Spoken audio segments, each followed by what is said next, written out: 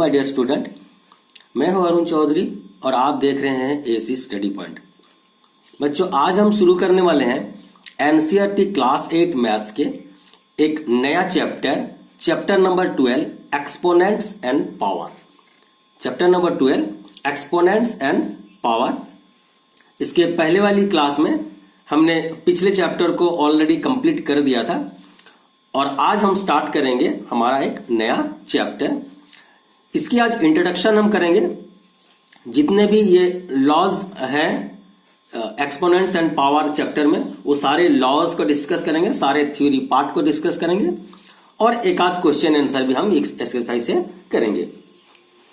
तो चलिए स्टार्ट करते हैं। हमारा सबसे पहला जो टॉपिक है पावर विथ नेगेटिव एक्सपोनेंट। यहां पर जो पहला टॉपिक निकल के आता है इस चैप्टर का वो होता है पावर विथ नेगेटिव एक्सपोनेंट्स। तो थोड़ा हम आइडिया लेंगे। इससे पहले हमने जो पढ़ा था आपकी square and square root, cube and cube root, उस चैप्टर से थोड़ा आइडिया लेंगे और उसको एनरिच करेंगे हम इस हमारे चैप्टर में।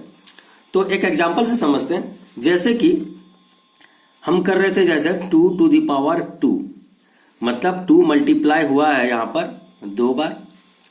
हम अगर करें यहां पर 5 टू द पावर 3, मतलब कि 5 मल्टीप्लाई हुआ है 3 बार। ठीक है, 5 मल्टीप्लाइड 3 टाइम, मतलब ये बताता है हमारा कि कौन सी नंबर मल्टीप्लाई करना है और ये बताता है हमारा कितनी टाइम्स मल्टीप्लाई करना है। तो यही चीज का हम यहां पर इस्तेमाल करेंगे और ये दोनों चीजें हमको पता है। लेकिन ये जो पावर है, पावर यहां पर देखिए पॉजिटिव पावर आपने पढ़ा है वो स्क्वायर और स्क्वायर रूट चैप्टर में, लेकिन यहां आपकी जो पावर है वो नेगेटिव भी हो सकते हैं। ये एक नई चीज होगी ये एक्सपोनेंट एंड पावर चैप्टर में। तो इसी चीज को हम अगर ऐसे करें 2 टू द पावर -2, इसको हम कैसे सॉल्व करेंगे? ये तो आपने 2 टू द पावर 2 कर लिया, तो 2 को 2 बार मल्टीप्लाई करना, 5 को 3 टाइम्स मल्टीप्लाई करना, ये आपको पता चल गया। लेकिन अगर पावर माइनस में हो तो क्या करेंगे? तो इसे करने का एक तरीका होता है, जब भी पावर माइनस में हो तो ये जो, अच्छा एक चीज और मैं बताना चाहता हूं। देखो जैसे यहां पर है ये 2 टू द पावर 5, तो ये वाली जो नीचे वाला नंबर है इसे हम कहते हैं बेस और ये ऊपर में जो है इसे हम कहते हैं एक्सपोनेंट। क्या कहते हैं? एक्सपोनेंट। ये चीज आपको बहुत इंपॉर्टेंट है, इसे थोड़ा समझना पड़ेगा, इसका हम इस्तेमाल करेंगे। तो ये नीचे वाली जो चीज है वो बेस है, ऊपर वाली जो चीज है उसको एक्सपोनेंट कहते हैं, मतलब कि इसे हम पावर भी कभी कहते हैं। अच्छा, पढ़ते कैसे ऐसे? 2 टू दी पावर 5 या फिर 2 रेज टू दी पावर 5, ऐसे भी हम पढ़ सकते हैं। 2 टू दी पावर 5 या 2 रेज टू दी पावर 5, ऐसे भी हम पढ़ सकते हैं। आते हैं अब हमारे क्वेश्चन में। 2 टू द पावर -2, तो ऐसे अगर कोई नंबर हो, बेस हो और ऊपर में इसकी हमारी जो पावर है या एक्सपोनेंट है वो हम माइनस में अगर मिला हो तो हम क्या करेंगे? ये जो नीचे की बेस है ना 2 है, 2/1 है एक्चुअली ये बेस को आप रिवर्स कर देंगे। ठीक है, तो ये जो 2/1 था ये अगर 1/2 हो जाएगा तो इसकी पावर जो ये माइनस में थी ये प्लस में हो जाएगी। अब हम इसका वैल्यू आराम से निकाल सकते हैं। 1/2 का स्क्वायर है, मतलब 1/2 2 बार मल्टीप्लाई हुआ है। ठीक है, इसके बाद हम न्यूमरेटर को मल्टीप्लाई कर दिए, डिनोमिनेटर को मल्टीप्लाई कर दिए, तो ये हमारा आंसर निकल के आ गया। तो इस तरह से नेगेटिव अगर एक्सपोनेंट है तो उसको हम सबसे पहले पॉजिटिव बनाएंगे, उसके बाद हम वैल्यू फाइंड करेंगे। और ये तो वैल्यू फाइंड करना आपने सीखा है, ये चीज यहां पर आप एक नया सीखेंगे। तो यहां पर ये जो लॉ बन के आएगा, यहां पर बहुत इंपॉर्टेंट है, लॉ के बारे में हम पढ़ेंगे। तो जो लॉ बन के आएगा वो हमारा हो जाएगा इसमें, जैसे कोई बेस है एक, ठीक है, इसको तो हमें फिर एक स्टैंडर्ड फॉर्म में लिखना होगा ना कि ये रूल कौन सा है। जैसे इससे पहले वाली जो चैप्टर 12 में हमने बहुत सारे लॉज पढ़े थे, ठीक है, बहुत सारे प्रॉपर्टी हम आइडेंटिटी का इस्तेमाल कर रहे थे, तो यहां पर भी हम उसी तरह से लॉ बनाएंगे। अगर कोई एक नंबर है, बेस है, उसकी अगर पावर सपोज ऐसे माइनस में मैं दे दिया, कोई भी पावर -m -x -z -2 -5 कुछ भी हो, ठीक है, यहां पर भी कोई नंबर हो सकता है, यहां पर भी कोई नंबर हो सकता है, नो प्रॉब्लम, कुछ ना कुछ नंबर होगा। जैसे यहां पर 2 था और ऊपर में -2 था, -5 हो सकता है, ये नंबर है। तो इस तरह ये नंबर नहीं कह सकते, हम इंटीजर कह सकते हैं, क्योंकि हम यहां पर थोड़ा और ब्रॉडली पढ़ रहे, तो ये इंटीजर भी हम कह सकते हैं, माइनस भी हो सकता है। तो a to the power minus m, इसे अगर हम क्या एक फॉर्मूला दें तो ये हो जाएगी 1 by a to the power m। ये एक हमारा फॉर्मूला बन के आ गया। क्लियर? ये एक फॉर्मूला नंबर 1 क्या है, a to the power minus m equal to 1 by a to the power m। मतलब कि किसी भी अगर नंबर का ऊपर में एक्सपोनेंट अगर माइनस में है तो उसे हम रेसिप्रोकल, अगर बेस को रेसिप्रोकल कर देते हैं तो वो जो है पावर आपका माइनस जो पावर था वो प्लस में आ जाएगा। उसके बाद हम इजीली फाइंड कर सकते हैं। तो अब हम देखते हैं यहां पर लॉज ऑफ एक्सपोनेंट, क्या क्या लॉज है हमारे वो हम देखेंगे। तो सबसे पहला लॉ जो मैंने आपको सिखाया वो मैं यहां पर लिख देता हूं कि क्या है, a to the power minus m equal to 1 by a to the power m। ये हमारा पहला लॉ हो गया। अच्छा, दूसरे लॉ के लिए हम बात करते हैं। दूसरे लॉ, सपोज एक नंबर है, ठीक है, इस तरह से मैं यहां पर आपको बता रहा हूं, एक नंबर है सपोज यहां पर। अच्छा, मैं लॉ को पहले लिख लेता हूं, फिर उसे एग्जांपल से समझने की कोशिश करेंगे। दूसरा लॉ जो बन के आ रहा वो है a to the power m divide में a to the power n equal to a to the power m minus n। अच्छे से समझिए, हो सकता है थोड़ा बहुत आपको पता होगा। अगर कोई नंबर है जिसकी बेस सेम है, जिसकी बेस सेम है, पावर अलग अलग है और वो डिवीजन में है, तो आपको पता ही होगा जब बेस सेम होता है तो ये पावर जो नीचे वाला पावर ऊपर जाता है तो आपका माइनस हो जाता है, या ऊपर से कोई पावर नीचे आता है तो वो प्लस रहने से माइनस, उनकी साइन चेंज हो जाती है, प्लस वाली माइनस हो जाती है, माइनस वाली प्लस। इसी तरह से नीचे से अगर ऊपर जाता है तो यहां पर अगर पावर माइनस में है तो ऊपर प्लस बन जाता है, यहां पर अगर प्लस में है तो ऊपर माइनस बन जाता है। यही चीज को आपको ध्यान में रखना पड़ेगा। तो यहां पर देखिए बेस और बेस दोनों सेम है ना, ये बेस सेम है। अब तो हम समझ चुके हैं कि बेस क्या है, मैंने आपको यहां पर बता दिया है, नीचे वाला बेस होता है, ऊपर वाला एक्सपोनेंट होता है। तो अब मैं जब बेस बोलूंगा तब समझ जाइएगा एक्सपोनेंट और बेस को आपने डिफाइन करना सीख गया। तो यहाँ a to the power n और यहाँ पर a to the power m और a to the power n, मतलब कि बेस सेम है। तो ऐसे अगर डिवीजन में होता है कोई नंबर और जिसकी बेस सेम हो तो वो पावर हमारा ऊपर चले जाता है, और यहाँ पर अगर प्लस है तो वो माइनस हो जाता है, माइनस है तो प्लस हो जाता है। तो मैंने करके दिखाया। अच्छा, इसे एक एग्जाम्पल से समझते हैं। सपोज कि यहां पर एक है 7 टू द पावर 5 है, डिवाइड में 7 टू द पावर 3 है। इस तरह की इस फॉर्म में अगर आता है, ये देखिए हमने आइडेंटिटी जैसा इस्तेमाल किया था, उसी तरह से आप समझने की कोशिश कीजिए। ये अगर a to the power m divided by a to the power n, मतलब बेस सेम है। मैंने यहाँ पर 7 to the power 5, 7 to the power 3, base में सेम किया। तो इसको अगर हम यूज करेंगे तो ये क्या हो जाएगा, 7 टू द पावर, ये 5 पहले से था, ये 3 जो है +3 है, ऊपर गया तो ये -3 हो जाएगा। इसके साथ आप मैच कीजिए, ठीक है। तो ये क्या हो जाएगा हमारा 7 to the power 5 - 3 that is 2, मतलब कि 7 को 2 बार मल्टीप्लाई करना है, 7 × 7 इक्वल टू ये हो जाती है हमारी 49। इस तरह से आप आंसर निकालोगे। तो ये हमारा हो गया दूसरा आइडेंटिटी। तीसरा आइडेंटिटी क्या कहता है, देखिए इसी के चीज को हम और थोड़ा डिफाइन करके करेंगे। देखिए जैसे कि हमारा ये तो डिवीजन हो गया, अगर यहां पर प्रोडक्ट में होता a to the power m into, okay,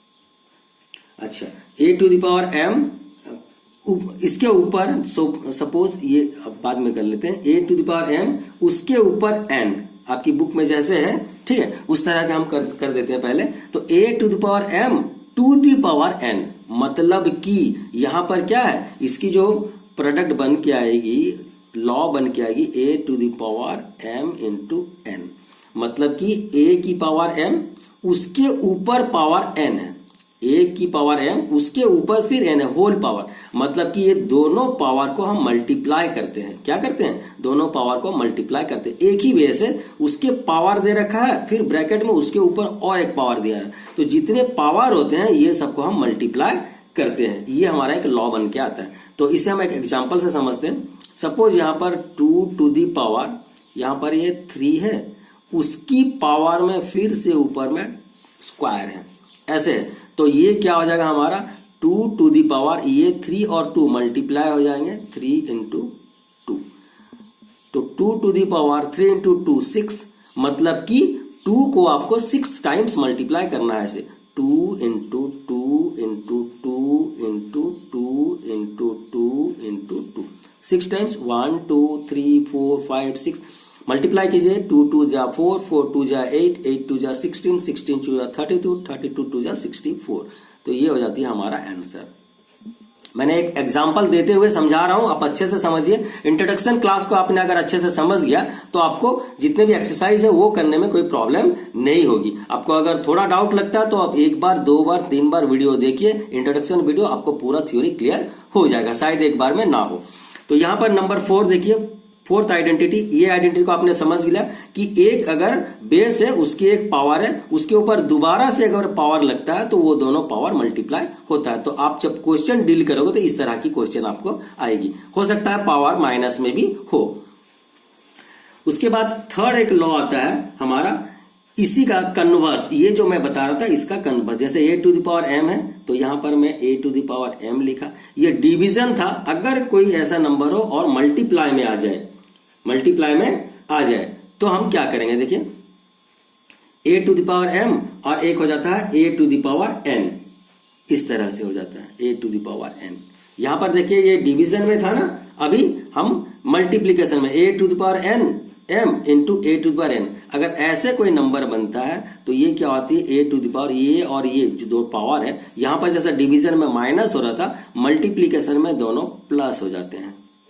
क्या हो जाते हैं? प्लस। मतलब कि a to the power m into a to the power n अगर है तो ये दोनों जो है आपकी बेस सेम है, बेस सेम है तो पावर यहां पर प्लस हो जाते हैं। यहां पर देखिए बेस सेम है, डिवीजन था तो पावर क्या हो जाते थे? माइनस हो जाते थे, पर यहां पर पावर प्लस हो जाएंगे।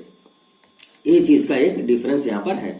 तो आगे हम देखते हैं इसको, इस टाइप की प्रॉब्लम को हम कैसे सॉल्व करेंगे। सपोज यहां पर मैंने ले लिया एक 7 टू द पावर 3 ले लिया, ठीक है, इनटू में 7 टू द पावर 2 ले लिया मैं।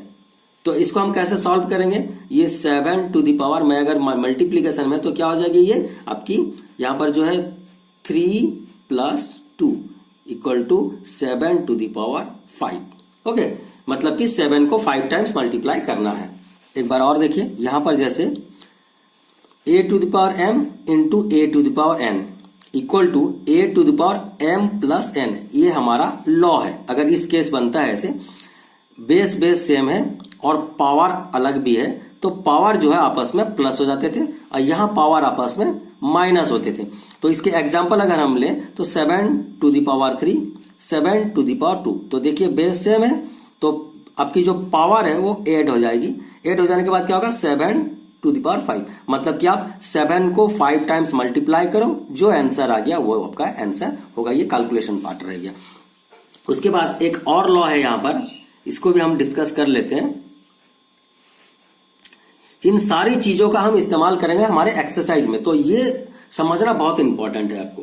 इसके बाद एक और लॉ बनता है यहां पर, a to the power m into b to the power m। यहां पर इन दोनों में क्या डिफरेंस है वो चीज आप देखिए।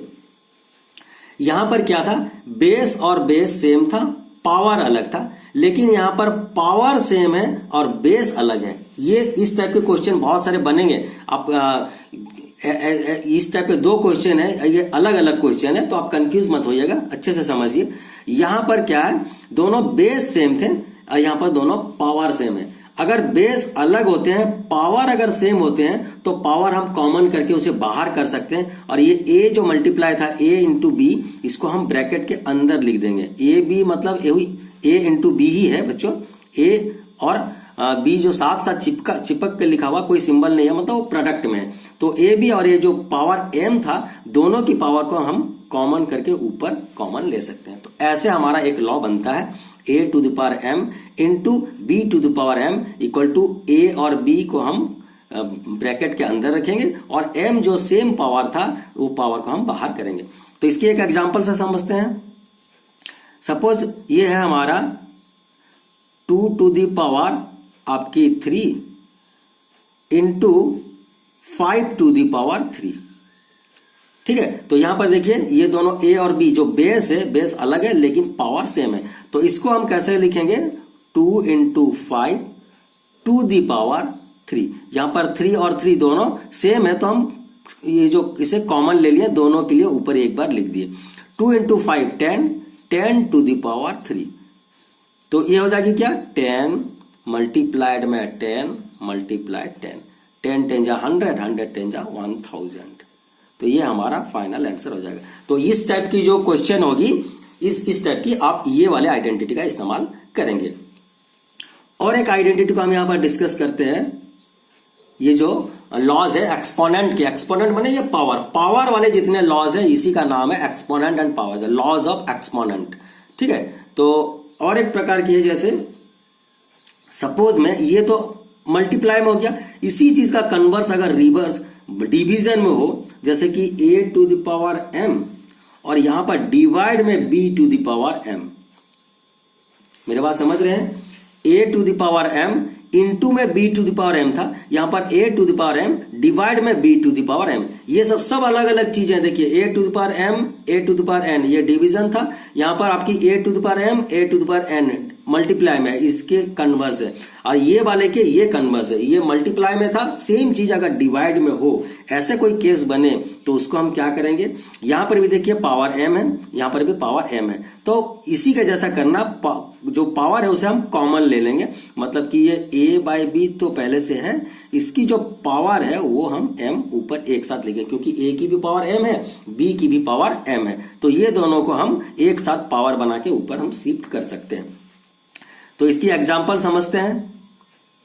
एग्जांपल समझते हैं क्या है। सपोज मैं यहां पर इसी चीज को बताता हूं, ये है 2 टू द पावर 3 डिवाइड में 5 to the power 3। Okay, 2 to the power 3 और ये डिवाइड में 5 टू द पावर 3। इसको अगर हम इस फॉर्मेट में डालना चाहें तो देखिए बेस और बेस अलग है, यहां पर बेस अलग है, पावर सेम है, तो ये पावर सेम है। इसको हम क्या करेंगे, 2 बाय 5 टू दी पावर 3। ये हो जाएगी हमारा क्या, इस फॉर्म, इस जो लॉज है उसका ये एप्लीकेशन है। तो इसे हम कैसे करेंगे, 2 3 टाइम्स मल्टीप्लाई है, तो 2 को 3 टाइम्स मल्टीप्लाई कीजिए। 5 3 टाइम्स है, तो यहां पर 5 को 3 टाइम्स मल्टीप्लाई कीजिए। आंसर निकालिए, 2 2 जा 4, 4 2 जा 8, डिवाइड बाय 5 5 जा 25, 25 5 जा 125। तो यही हमारा फाइनल आंसर आ जाएगा। इस एक्सपोनेंट लॉ को, ये इसका इस्तेमाल यहां पर मैंने करके आपको एग्जांपल में भी दिखा दिया। तो इस टाइप के जब क्वेश्चन बनेंगे तो आप ये वाले लॉ का इस्तेमाल करेंगे। और एक आपकी होती है आइडेंटिटी, देखिए ये a to the power 0 equal to 1। ये एक बहुत ही इंपॉर्टेंट चीज है, बहुत छोटी चीज है, पर इसे हम बहुत सारे क्वेश्चन में हैंडल करेंगे। a to the power 0 equal to 1 मतलब कि anything to the power 0 equal to 1। किसी भी नंबर का अगर पावर 0 हो जाता है तो उसकी वैल्यू 1 हो जाती है। इसे कुछ करने की जरूरत नहीं है, ये एक क्या पैटेंट लॉ है एक्सपोनेंट के। जैसे कि 2 टू द पावर 0, एग्जांपल से समझते हैं। 2 टू द पावर 0 मतलब कि 1, 5 टू द पावर 0 मतलब कि 1, okay, a to the power 0 मतलब कि 1। किसी भी चीज की चाहे कितनी बड़ी नंबर हो, उसकी अगर पावर 0 हो जाती है तो वो 1 हो जाती है उसकी वैल्यू। ये एक आइडेंटिटी हमें कहता है लॉज ऑफ एक्सपोनेंट वाले। तो यहां पर देखिए कुल मिला के 7 लॉज आपको मैंने सिखा दिया। यहां पर 1 2 3 4 5 6 7, इन्हीं 7 लॉ को इस एक्सरसाइज में घुमा फिरा के कहीं ना कहीं इस्तेमाल किया गया है। तो मैं समझता हूं कि आपको अब लॉ में कोई प्रॉब्लम नहीं होगी। अगर कोई दिक्कत है तो 1-2 बार आप वीडियो को देखिए। अगर फिर भी कोई प्रॉब्लम है तो आप कमेंट सेक्शन में कमेंट करके मुझे बताइए कि आपको किस पार्ट में प्रॉब्लम है, तो मैं आपको उसको क्लियर करा दूंगा। तो चलिए, अब लॉ तो हम सीख चुके हैं, अब एक नंबर कम से कम हम यहां पर सॉल्व करते हैं। ओके, अच्छा, और एक चीज यहां पर बच गया, एक टॉपिक और है, थोड़ा सा ध्यान देंगे। Use of exponent to express small number in a standard form. ये देखिए छोटी छोटी नंबर है, इसको हम स्टैंडर्ड फॉर्म में कैसे हम इस्तेमाल करेंगे। तो एक चीज देखते हैं, चलिए, जैसे कि exponent to express a number in a standard form, इसको हम देखते हैं।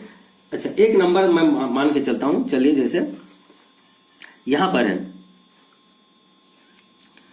एक चीज है, सपोज ये 1000 है, इसको हम कैसे लिखते हैं? 1000 को हम कैसे लिखते हैं? जैसे यहां पर हम लिखे 10 इंटू 10 इंटू 10, ठीक है। इसको हम क्या कर देंगे? 10 टू द पावर 3। तो use of exponent to express small number standard form. तो ये जो नंबर था इसको हमने स्टैंडर्ड फॉर्म बनाया इस तरह से। ये जो नंबर था इसको मैंने स्टैंडर्ड फॉर्म कैसे बनाया? 10 टू द पावर 3। तो इस टाइप की चीजों के भी हम यहां पर हैंडल करेंगे। अच्छा, और एक चीज देखते हैं, जैसे कि एक एग्जांपल से और समझते हैं। हमारे जो डिस्टेंस होते हैं अर्थ से हमारे सन की, ठीक है, तो ये सब डिस्टेंस हो जाती है, या फिर हम अर्थ और मून की डिस्टेंस है, ये चीज को हम देखेंगे तो वो हम कैसे उसको हम स्टैंडर्ड फॉर्म में कैसे कन्वर्ट करेंगे। तो एक एग्जांपल से समझते हैं। चलिए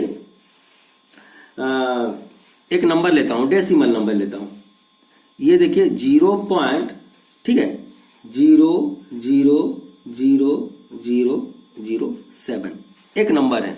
अच्छे से समझिए, 1 2 3 4 5 आपकी 5 0 है और ऊपर में क्या बाद में 7 है। तो इसको जब डेसिमल को हम स्टैंडर्ड फॉर्म में लाएंगे तो ये क्या हो जाएगी? देखिए, इसको हम डेसिमल को हटाना चाहते हैं। डेसिमल को अगर हटाएंगे तो हम कैसे हो जाएगा? ये वाला हम अगर इसमें मल्टीप्लाई में क्या दे दें?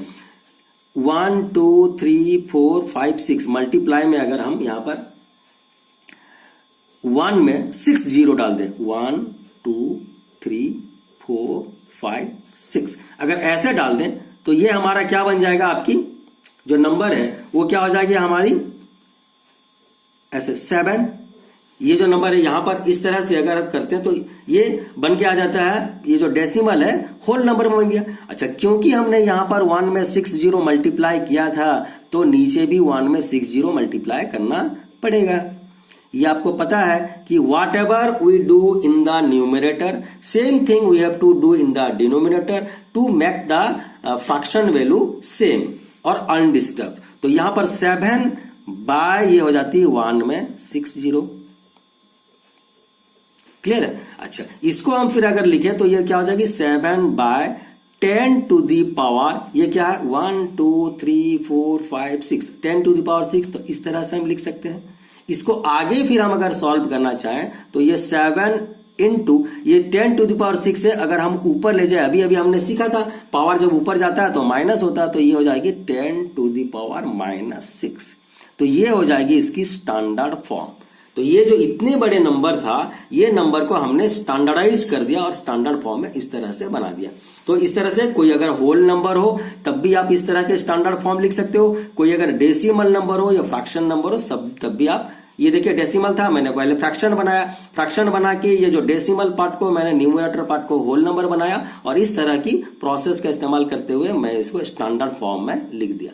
तो इस तरह से हम किसी भी बड़े नंबर को, छोटे नंबर को स्टैंडर्डाइज कर सकते हैं, स्टैंडर्ड फॉर्म में हम लिख सकते हैं। जैसे कि एक एग्जांपल आपको दिया हुआ, डायमीटर ऑफ द सन। आपकी सन की डायमीटर है, मैं बोलूंगा यहां पर कि 14 में 90। तो ये नंबर को पढ़ना भी मुश्किल हो जाएगा, आप इतना लंबा पढ़ भी नहीं पाओगे और उतना बोल भी नहीं पाओगे। तो ऐसे हम उस नंबर को क्या करेंगे? जैसे 1.4 इंटू 10 टू द पावर 9, जैसे डायमीटर ऑफ द सन। सन की हम डायमीटर अगर देखें, डायमीटर ऑफ सन तो आपको बुक में दी गई है, तो ये हमारे जैसे 1.4 into 10 to the power 9 metre. तो ये क्या है? ये एक प्रकार के स्टैंडर्ड फॉर्म में ही लिखा हुआ है।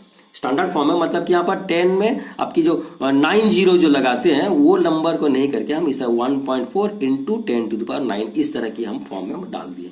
तो ये हो जाती है हमारी स्टैंडर्ड फॉर्म। तो इन चीजों का भी हम इस्तेमाल करेंगे बहुत सारे आपकी जो एक्सरसाइज होगी, ठीक है, 12.2 एक्सरसाइज में। तो अब आते हैं हम थोड़ा क्वेश्चन में। एक नंबर हम क्वेश्चन करेंगे ताकि वीडियो बहुत लंबा हो रहा है, तो एक ही क्वेश्चन हम करेंगे क्योंकि हमने अभी अभी पढ़ा है लॉस, तो उसका इस्तेमाल भी हम कर लेते हैं। तो ये देखिए 3 टू द पावर -2 है। तो यहां पर एक लॉ जो बन के आता था वो था जैसे a to the power -m। तो उसको हम कैसे करते थे? 1/a to the power m, इस तरह का हम करते थे। ओके, तो इसको आगे आप सॉल्व करेंगे तो कैसे होगा? थोड़ा आप अपने दिमाग से आइडिया लगाइए। देखिए ये जो है हम 1/a to the power m है, इसको हम कैसे करेंगे?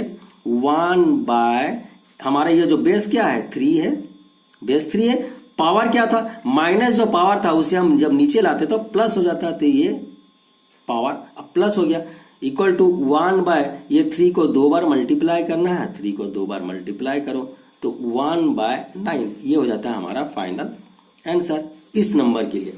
अच्छा, दूसरे बिट को देखते हैं, ये -4 टू द पावर -2 है। तो यहां पर भी देखिए, अगर a to the power m है, सॉरी हाँ a to the power minus है, तो ये क्या हो जाता है 1/a to the power m। अगर इस तरह के आप लॉ को लिख लें तो आपको और बेटर रहेगा, टीचर को भी अच्छे से समझ आएगा। ये क्या हो जाएगी हमारी 1 मतलब कि रेसिप्रोकल करना, ये देखिए 3/1 था ना, उसको 1/3 करना था, 4/1 है तो 1/4 करेंगे, तो रेसिप्रोकल करेंगे। अच्छा, एक चीज देखिए, ये जो माइनस है ब्रैकेट के अंदर है, इसे हम रेसिप्रोकल कर रहे हैं, लेकिन ये माइनस नहीं हटेगा क्योंकि माइनस तो ये क्वेश्चन में ही है, तो -4 ऐसे ही रहेगा। लेकिन हाँ, पावर जो था ये माइनस में, वो पावर को हम पॉजिटिव कर रहे हैं, तो ये नेगेटिव को तो हम मल्टीप्लाई कर सकते हैं, लेकिन पावर कभी भी नेगेटिव नहीं रहना चाहिए, उसे हम पॉजिटिव करेंगे। तो ये देखिए क्या हो जाएगी, 1/-4 को 2 बार मल्टीप्लाई करना है, तो 1/-4 एक बार हो गया, इंटू में 1/-4 दोबारा से मल्टीप्लाई हो गया, इक्वल टू 1 × 1, न्यूमरेटर मल्टीप्लाई कीजिए, डिनोमिनेटर मल्टीप्लाई करें तो 16, और माइनस इंटू माइनस करें तो प्लस ही हो जाता है। मतलब ये हमारा क्या, सॉरी यहां पर देखिए 1 × 1 मल्टीप्लाई करें तो 1, 4 × 4 16, minus into minus that is plus, मतलब कि 1/16 जो है यही इसका आंसर है। ओके, बिट 3, एक बिट 3 को सॉल्व करते हैं। देखिए 1/2 टू दी पावर -5 है, 1/2 टू दी पावर -5, मतलब कि ये भी एक फॉर्म है a to the power -m equal to 1/a to the power m। तो यहां पर मैं क्या बताया था आपको, ये जो आपकी अंदर है, ये पावर को अगर माइनस है इसको पॉजिटिव करना, तो इसे हमें रेसिप्रोकल करना पड़ता है। ये जैसे 3/1 था तो हमने 1/3 किया, -4/1 था तो 1/-4 किया, ये 1/2 है तो इसे 2/1 करेंगे। क्या करेंगे इसे 2/1, रिवर्स अगर कर देते, रेसिप्रोकल कर देते तो ऊपर वाली जो पावर है वो प्लस में आ जाती है। अच्छा, यहां पर देखिए 2 टू द पावर 5, मतलब कि 2 को 5 बार मल्टीप्लाई करना है, यहां पर 1 को 5 बार मल्टीप्लाई करना है। तो 1 को 5 टाइम मल्टीप्लाई ना करके भी डिनोमिनेटर, तो अगर 1 को 5 टाइम्स मल्टीप्लाई करें तो वही 1 ही होगा, तो ये सिर्फ हो जाता है हमारा 2 टू द पावर 5।